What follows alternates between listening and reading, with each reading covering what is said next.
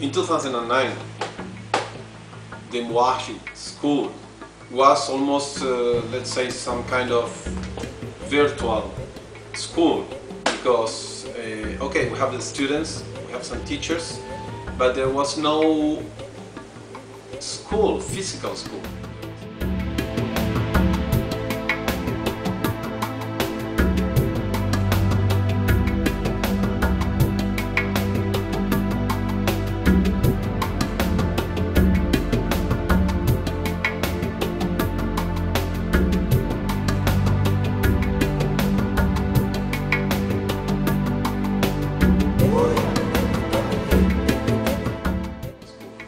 Classroom that was being built, and there was an old, let's say, with a classroom made by sticks, with sticks and touch, that was very difficult to use, because also in the rainy season it was raining inside the classroom.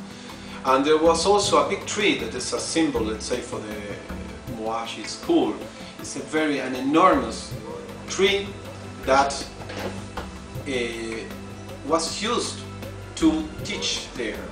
They just put a blackboard, stick there in the tree, and all the students gather the floor and they receive and they study there. So that was the Mwashi school in 2009.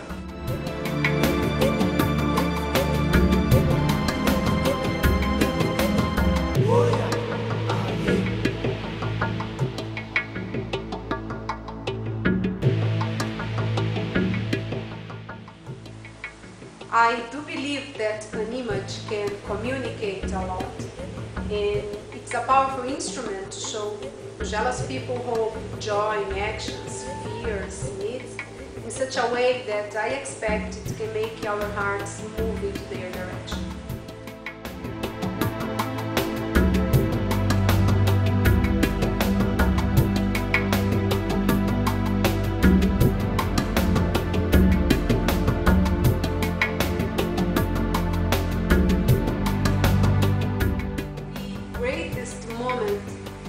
I had was the night we arrived at Bugel. It was about 9-10 p.m. one day after the date we were supposed to be there, due to the adventure with our Don't Give Up bus. But this is another story. So when our bus came into the village, the whole population of Bugel was there. In the dark, they did not have electricity yet. They were beside the main road waiting for O18. It was very meaningful to me. It was a mix of feelings. I knew I was in the middle of Tanzania, Africa, in a place that I knew no one, but at the same time we were surrounded by people clapping their hands and sung.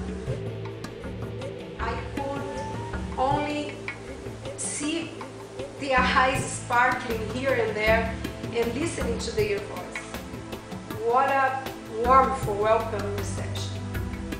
Same time, I realized the responsibility I had to accomplish with the expectations of them. The ones that were waiting for us, waiting for our help.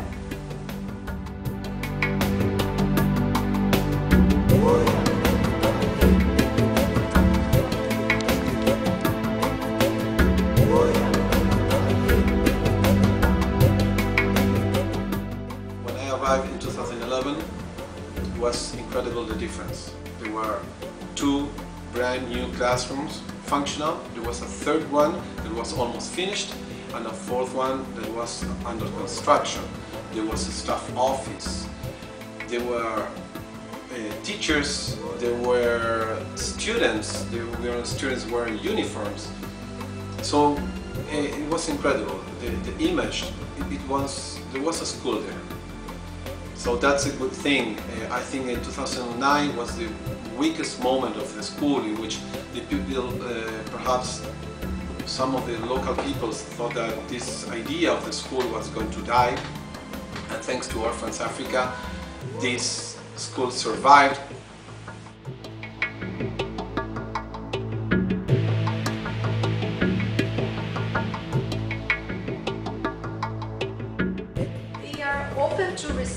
they also give a lot. They want to overcome poverty. They are eager for learning.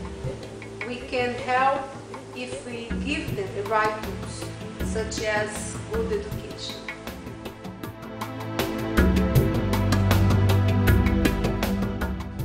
Let's say they don't know many such simple things. Suppose there was an example in a class I was teaching. I asked them, okay, let's talk about a plane.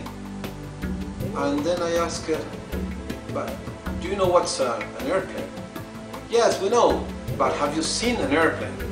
And they never seen an airplane in their lives. When you teach there, you need to try to make the things very practical. We use microscopes, we talk about botanics, we wander around talking about botanics and agronomics, and we talk about water and about the safe water they drink and the diseases, and we make experiments, and we also research with the tools that we carry there. So it was something very new.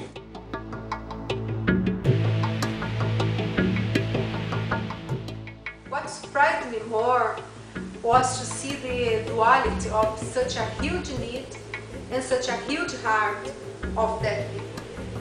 They sing and dance all the time. They are very thankful and they share with each other the feel they have.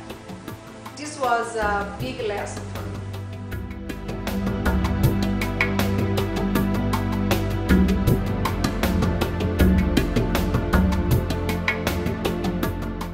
There's a special moment that it happened during the last days of our stay. We were all the Orphans Africa team. We were invited to a dinner at Mr. John's house. But the special thing is how they receive you. They have nothing, absolutely nothing. It's a very poor, it's a very simple house with the floor is a mud floor, and also the walls. There's no bricks at all. But it's clean. It's very simple, and you see that the food there is made with such a care they take, and they are given all they have to at that moment. So we enjoy with there was also no light, there was just the light of the firelights, and we enjoy a magic moment. I think all the team spent that evening with a lot of emotion. A lot of emotions.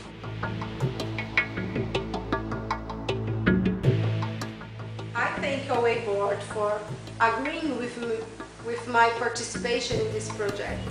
OA is very transparent and open to listening to volunteer impressions, suggestions.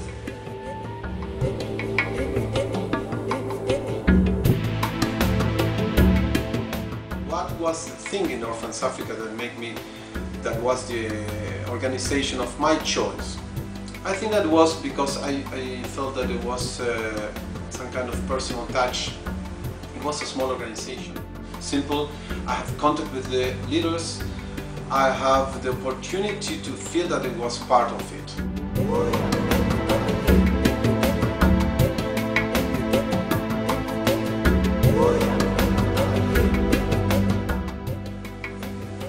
Perhaps the challenge is that you feel that there's many things you can do, there's everything to be done, let's say.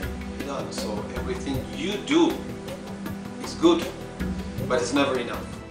So the challenge is to deal, how you deal from inside with that situation, and to continue and to say, okay, I will not give up, and let's go and do what we can, and more than that we can, but let's continue. Orphans Africa in Bujela is hope.